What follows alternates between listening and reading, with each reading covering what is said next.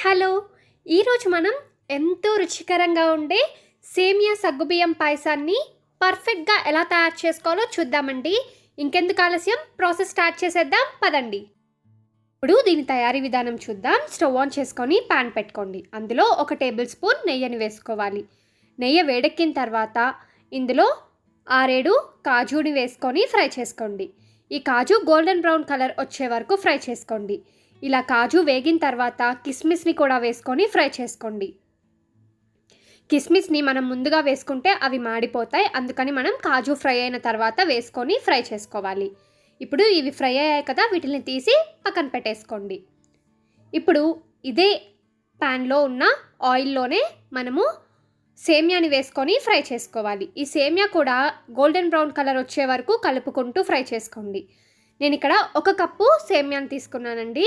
ఈ 1 cup సేమియాని colour change అయ్యే వరకు ఫ్రై చేసుకొని పక్కన పెట్టేసుకోవాలి.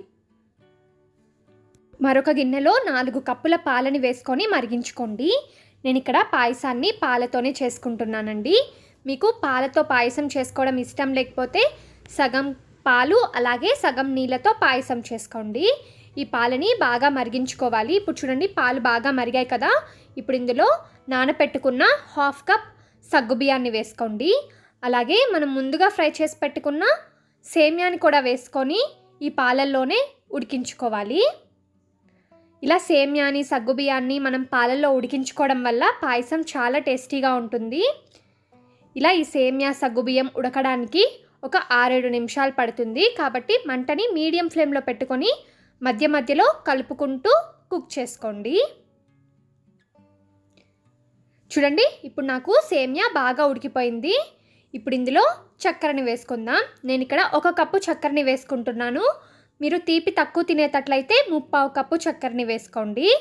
చక్కెరని వేసుకొని ఒక 2 నిమిషాల పాటు కుక్ చేసుకోండి. అప్పుడు చక్కెర మొత్తం కరిగిపోతుంది.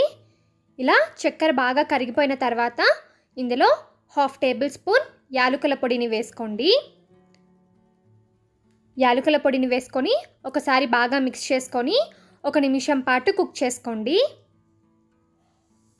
ఇలా 1 నిమిషం పాటు కుక్ చేసుకున్న తర్వాత మనం ముందుగా ఫ్రై చేసి పెట్టుకున్న డ్రై ఫ్రూట్స్ని కూడా వేసుకొని బాగా మిక్స్ చేసుకొని సర్వ్ చేసుకుంటే ఎంతో రుచికరంగా ఉండే సేమియా సగ్గుబియ్యం పాయసం రెడీ. చాలామంది పాలు విరిగిపోతాయని భయపడుతూ ఉంటారు కదండి. చూడండి, పాలు ఏమీ విరగకుండా పాయసం పర్ఫెక్ట్గా రెడీ అయింది. చూసారు కదండి సేమియా సగ్గుబియ్యం పాయసాన్ని ఎలా తయారు చేసుకోవాలో. ఈ రెసిపీని మీరు కూడా ట్రై చేసి టేస్ట్ ఎలా వచ్చిందో నాకు కమెంట్ సెక్షన్లో తెలపండి. ఈ వీడియో మీకు నచ్చింది అనుకుంటున్నాను. నచ్చితే లైక్ చేయండి, మీ ఫ్రెండ్స్ అండ్ ఫ్యామిలీ మెంబర్స్కి షేర్ చేయండి. Thanks for watching.